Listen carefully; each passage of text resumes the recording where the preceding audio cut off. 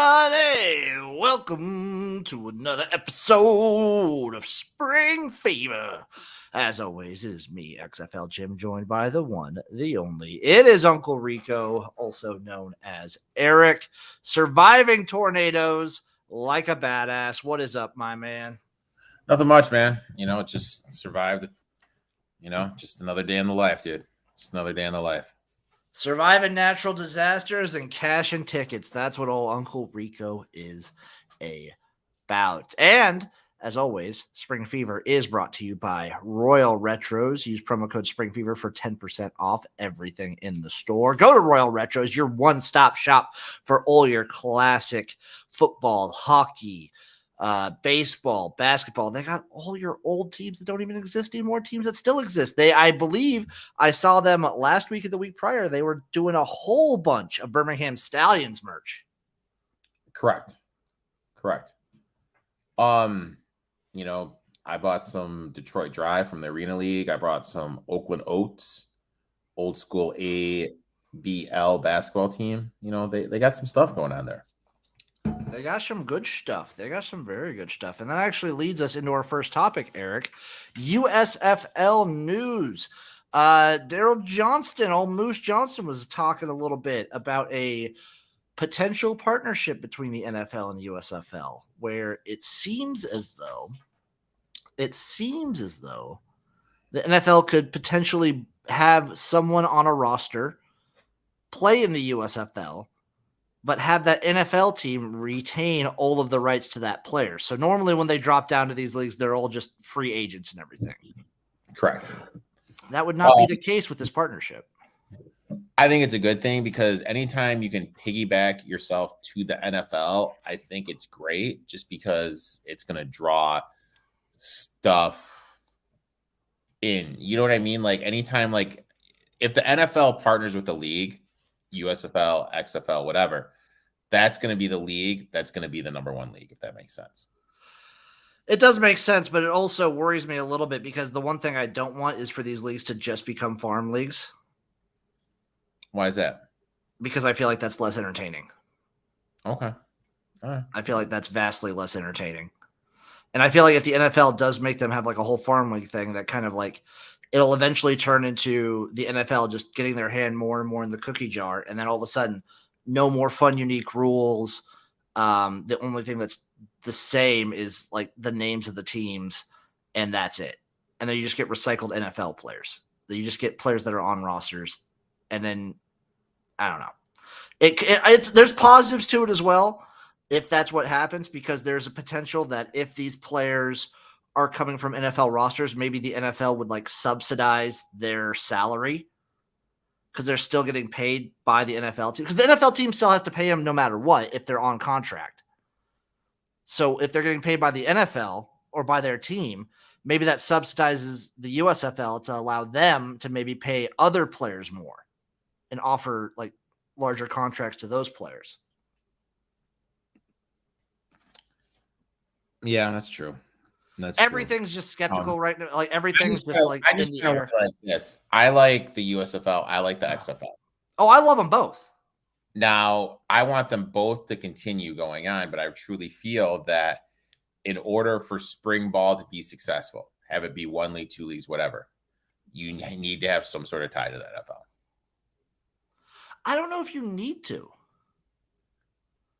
I feel like if you could show that you're putting players in there, like if players are going from your league to the NFL, I don't know if you necessarily have to have like a full-on partnership or be under the thumb of. Yeah. I don't know. To me, I think it plays, but I think you need that partnership. My only worry is these leagues turning into like farm leagues. That ruins a lot of the entertainment factor for me. Mm-hmm. And potentially ruins the uniqueness. That's the only worry I have, but it could be really cool. I'm still looking. It's still really cool for the league. It's great for the players, and it's something that we have to keep an eye on for the off season. Mm-hmm. I know the NFL and XFL have like a handshake thing going on. Speaking of which, we can talk the XFL too. They did announce an indoor football league combine, so players in the indoor football league have like a special opportunity and chance to play in the XFL. which is pretty cool. I like that. It gives those guys a chance to move up, get showcased a little bit more. I like that a lot. I'm a fan of that. I'm a fan of that move. Otherwise, Brandon Aubrey, I believe, did get picked up. Forget which team grabbed him. I think Dallas. The Dallas Cowboys grabbed Brandon Aubrey, kicker of the Birmingham Stallions, who literally he was a soccer player at Notre Dame, kicked in the USFL for the first time last year. After this year, he's now making millions of dollars on the Cowboys. Which is mind-boggling to me, but good for him. Great for him. Great for him. They still have a Maher, but it's Brett Maher. So give Aubrey the shot. Yeah. Also, USFL related, McLeod Bethel Thompson no longer listed as a New Orleans Breaker. So I've seen people throwing out theories. Maybe he's retired. Maybe he's going back to the CFL. I mean, there's rumors of a certain team that we'll get into in a little bit that could use a quarterback, much to Eric's dismay. Hey, you know what, dude? We'll get into that team because I was fuming at the mouth. Oh, yes. As was I. Other than that, I think in a couple weeks, once the NFL camps and everything are all rostered up and we see who all from the XFL and USFL is on, I think we'll just do a big grand breakdown of all the players that got camp invites. And then the other big update we'll do with that is all the players that made a roster this year. I think those are our next big player movement updates that are coming. Sounds good, my friend. It'll be something to keep an eye on too. So let's move on to the league up north, the CFL, game by game. Week 5 already under the books, Eric. We've already had 5 weeks of CFL. Can you believe it? Yeah, and I'll tell you what. I'm glad I only took Edmonton plus the points. Because if I would have took that buddy line with how they lost that game, I would have been livid. So let's get into this. This game was garbage. This game was trash, as every Edmonton game has, and we believe Saskatchewan couldn't cover with margin. The Rough Riders win at 12-11. The way the Rough Riders win this, for those of you who don't know, the CFL has a special rule called the Rouge. They don't have fair catch rules. So a player for Edmonton with about 2.5 minutes left to go in the game, you're tied at 11. You take it in your own end zone and you kneel it out. Now, in any other league, that's a touchback. But not the CFL, baby. You get rouged. It's a point. I don't know what he was thinking doing that. Neither do I. It's just a brain fart. Hopefully he'll learn from it, move on. I mean, if there was a game that Edmonton could have won, it was that one. They're in position to actually do something. But it's the Elks, dude. They just find ways to lose, man. They really do find ways to lose. I mean, Taylor Cornelius was all right, 17 for 29. He wasn't great. Neither quarterback was great. Neither team was great. But Edmonton was just worse. Edmonton just finds ways to lose. They find new and fun ways to lose. Game number 2, baby. Calgary Stampeders, Winnipeg Blue Bombers. The Bombers win this one 24-11. We predicted a bounce back spot for the Bombers here. Bounce back, covered with ease. Never really close. No, this is just a classic defensive just beat down. They just did it done. Again, Calgary's kind of like a mid-level team. They're fine, but they're not going to beat the Winnipegs, the Lions. I don't even know if I'd pick them against the Alouettes. I'd put them roughly at that 4 spot in this league. Yeah, I agree with that. And Winnipeg solid. There's just a solid dub. Eric, the Ottawa Red Blacks, the Hamilton Ticats. The Ticats win at 21. They win it 21-13. I feel bad for Mazzoli. I really do. You know what I mean? Yeah, Jeremiah Mazzoli, what was it? First quarter, he gets knocked out with a season-ending injury. Yeah. I mean, I feel bad for him. And I never listened to the game, but I had for whatever reason, I think I was I needed sound on and I was listening to the game. these announcers were making Crumb sound like the second coming of Steve Young. Do we not see the turnovers that cost him the game? Like that guy, Crumb, is not it, man. He is not it. Those guys were trying, the announcers were trying to make him something. I know it was his first game starting, but simple, basic turnovers that cost your game, that cost your team the game, not it. At the end of the game, trying to think he's steaming Willie Beeman and scoring a touchdown in that quarterback scramble. That's not it. He had that one good RPO. Sweet. That was awesome. He's not it. Maybe that's the team you were teasing about making a certain signing. It was. I think Crumb could be something. I don't know, man. He was good at Kent State. He was really good at Kent State. That's fine, man. I don't know. I think he's just not ready. Hamilton ain't Kent State, brother. No, he's not. I think he's like, I think he's raw. And I think if he has like a little bit of time, he could be good. But I just don't think he's there now. Can I just be honest? Be honest. You can't teach awareness. That's fair. I'm worried about him. It's the same. I have the same thing with Crumb. It's a little bit same that I have with like Cole McDonald. I'm still in love with the guy. I don't really think either of these teams are good. I think without Masoli, Ottawa is the second worst team in the league. Oh, by far, yeah. They're not worse than Edmonton, so don't worry about that. No one is worse than Edmonton. Edmonton takes the cake, so they are so bad. In relation to the rest of their league, I think they're the worst they're the worst non-NFL football team of the year so far. I agree with that piece of statement, my friend.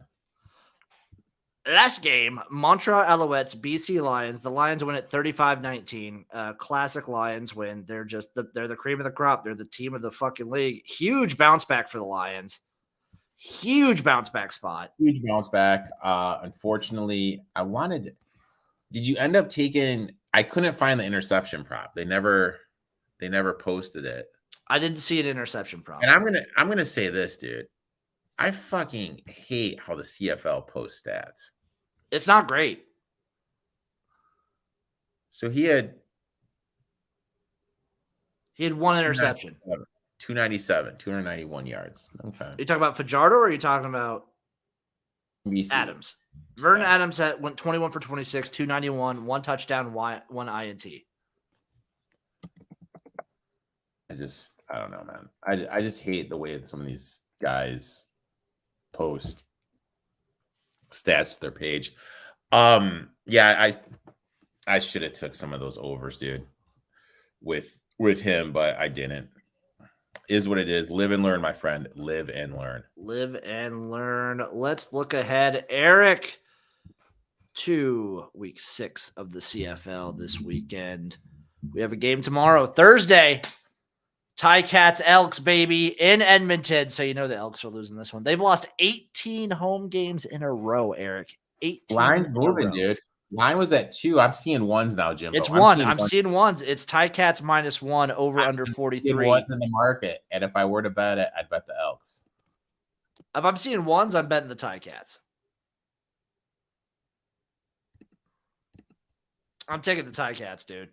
This is just an auto fate of Edmonton. They will find a way to lose this game, and they will lose by more than 1. Gee, I'm just such a fucking loser mentality, dude. They will find a way to lose. Give me the Ticats -1. I'm putting that in. Argos Alouettes. Argos are -5.5. Over under 48. +195 on the money line for the Alouettes. You got Toronto coming off a big win. And a bye, though. And a bye. So a whole week of everyone telling them how good they are. Montreal coming off a bad loss. I'm going to take Montreal here plus the points. I also kind of want to take Montreal plus the 5.5. Paul R in the chat's going with the Argos, though. Good luck to you, Paul. This is probably a stay away for me, actually. I would lean towards the Alouettes, but this is probably a stay away. I'm going to play the under 48. Okay. I'm going Right. to play the under 48 here.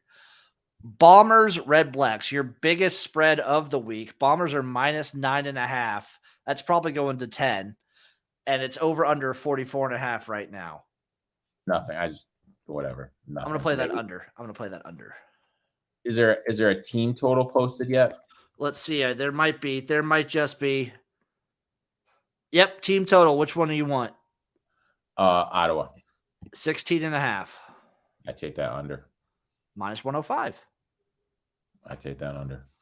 Take that under. I'll join you in that. I will join you. Calgary Stampeders, Saskatchewan Roughriders. It is a pick 'em. The Roughriders are at home. The total is 44.5. I don't fucking know what to do with this game, dude.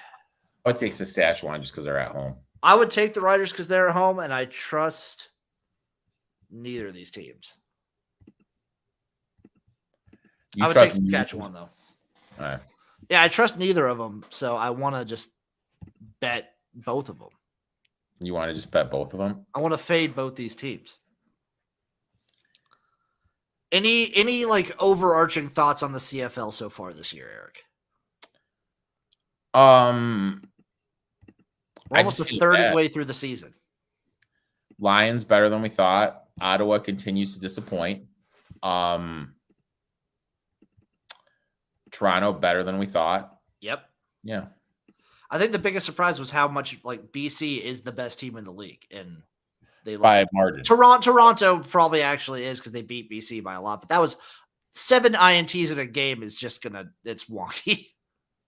But I mean, we need to remember, how can I word this? In the NFL, teams can make mistakes and still win the game. I can't think of a team making that many mistakes. In the CFL, every single game is always the team that makes more mistakes loses. It really is.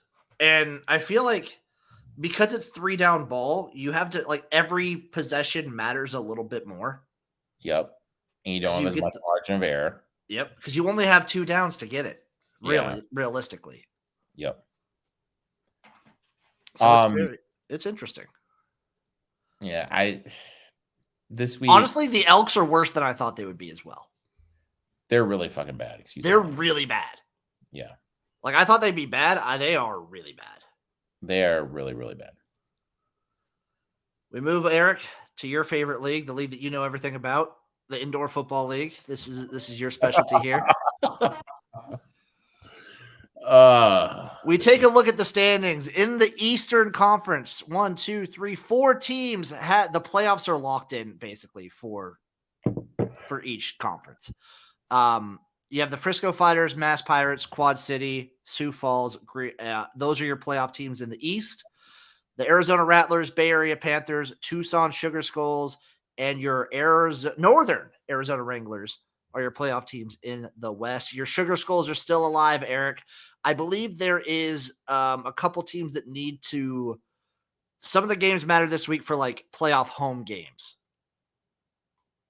Okay. So we come into – there's 1 week left, Eric. There's 1 week left. All right. Schedule and week by week regular season standings. Here we go. Yeah, go by the standings. I'll break down. So week 17, we just had Sioux Falls take on Iowa. These scores are amazing, by the way. Sioux Falls beat Iowa 54-47. Quad City beat Green Bay 47-39. Tucson beat your Duke City Gladiators 59-51. Mass Pirates lost to the Northern Arizona Wranglers 37-32. And San Diego Strike Force lost to the Bay Area Panthers 75-40. So, Eric, we have the last week right here. I'm going to try and stream a couple of these games. So I'm looking at it right now. I need to know who the Rattlers play and who the Panthers play. Let's see. The Rattlers play the Wranglers. The Rattlers are at home. Against who? The Wranglers. Okay. So the Rattlers win. I believe that means they get home field advantage, right? I think so. I think they're sitting on home field right now. No, they've only clinched. They've clinched first round home game. But the Frisco Fighters clinched the 1 seed. I don't know. Is this like this is conference? This is East and West. Okay, but I'm just saying, like, if the Bay Area wins, who owns this tiebreak? If the Bay Area wins, let's see. So Bay Area Panthers play the Duke City Gladiators. I think the Panthers might. Because did they play when they Oh, they lost to Arizona. So that Arizona, basically, if Arizona wins, then they get it. Basically, if Bay Area loses, I think Arizona gets the automatic. Yeah, because they beat Arizona. They beat Arizona by 1, but on the road they lost to them by 7. So. I think Arizona probably has the 1 seed locked up. Yeah. But here, we'll go through the games real quick. I just want you to pick winners, Eric. No spreads. Frisco Fighters, Iowa Barnstormers at Iowa. Frisco Fighters, Iowa. At the Iowa Barnstormers. I'm going to take Iowa just because Frisco's probably going to try to keep everyone healthy. They probably will, but I think Iowa's that bad. I'm going to go Frisco. Mass Pirates at the Sioux Falls Storm. Mass Pirates. They're probably playing for a home field. This probably determines whether they get a home field or not. I'll take the Pirates. I'm going to take Sioux Falls there. Okay. In Sioux Falls? Yeah. Quad City Steamwheelers at the Tulsa Oilers. I'll take Quad City DJs. I will also take Quad City. Vegas Nighthawks at your San Diego Strike Force. I believe this game does not matter to either team. It does not. They're both eliminated. Give me Vegas, I guess. I'll do Vegas. Green Bay Blizzard at Tucson Sugar Skulls. I'm going to take Tucson. How can you root against the Sugar Skulls? Tucson's, what are they, 1-13? No. Tucson's in the playoffs. The only team that's 1-13 is Tulsa. Sorry. Yeah, Tucson is 8-6, and Green Bay is 7-7. I'll take Tucson. Sorry about that. Northern Arizona Wranglers at the Arizona Rattlers.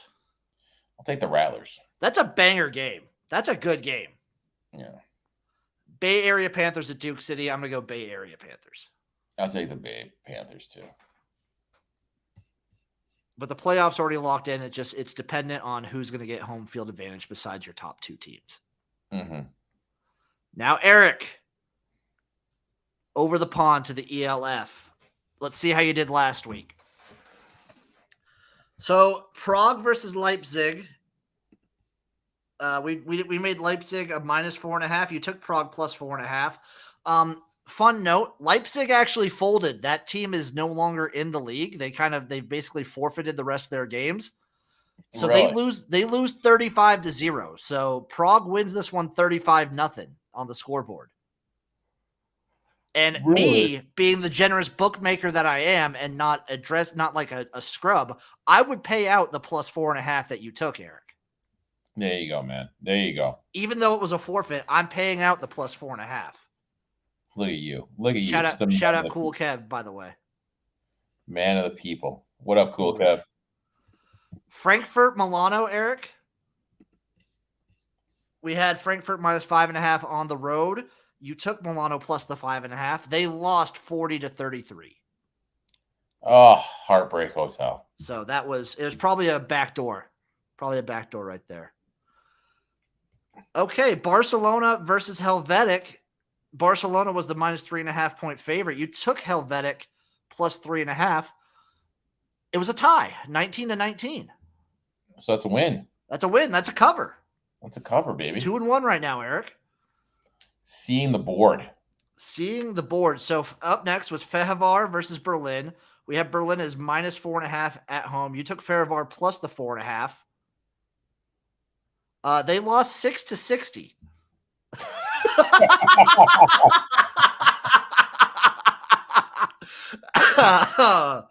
2-2.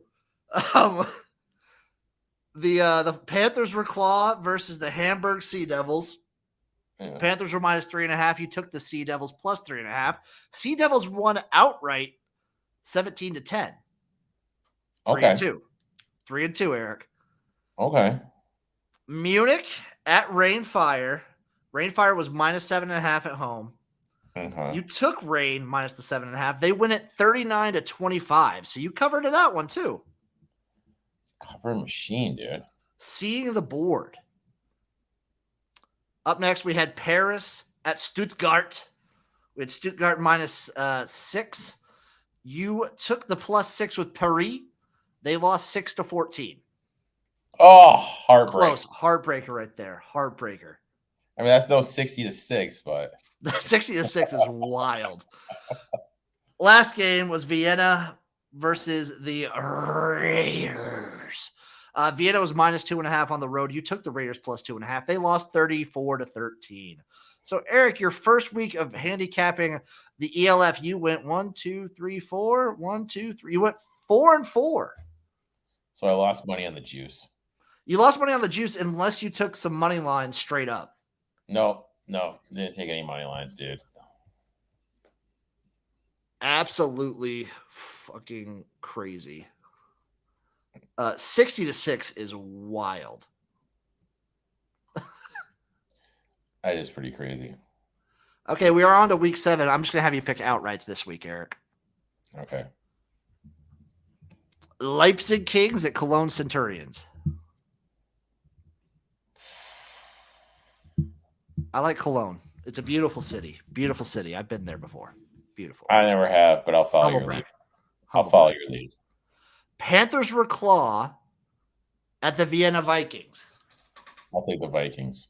I'm also going to take the Vikings here. It looks like they have an off-brand Minnesota Vikings logo, by the way. The Raiders trio at the Barcelona Dragons. I'm rolling with the Dragons. I'll take the Dragons too, my friend. Berlin Thunder at the Prague Lions. I know Give me you're a Prague. Lions fan. I know you're a Lions fan. I'm going with Prague as well. The Milano Seamen at the Munich Ravens. Give me the Seamen. Splash a little Seamen on me. I'll take the Seamen. Hamburg Sea Devils at the Frankfurt Galaxy. I'm rolling with the Sea Devils. I think they're the only account. I think they follow me on Twitter. Look at you, dude. Look at you. Repping the Sea Devils. Look at you. The Rainfire at the Paris Musketeers. I'm going Rainfire. I love the name Rainfire. It works so well. I like it too. The Stuttgart Surge at the Helvetic Guards. I am taking Helvetic.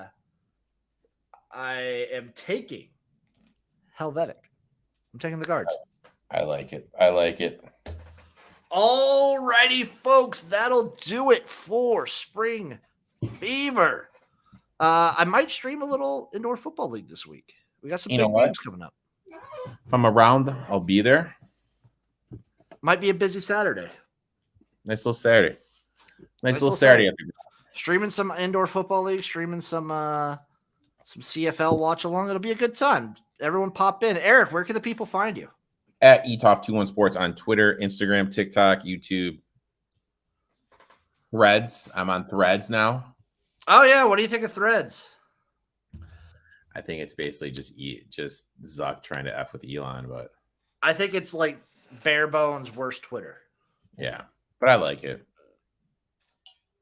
I like it enough. Y'all know where to find me. XFL Gym everywhere. Make sure you guys go check out Royal Retros and use promo code SpringFever for 10% off all items in store. Get your best retro style baseball, football, hockey, basketball gear. They got it all. They got it all at Royal Retros. They got it all, dude. If you're not at Royal Retros, you are missing out, my friend. Exactly. Thank you all for watching. Thank you for listening. We'll see you next week for another episode of Spring Fever.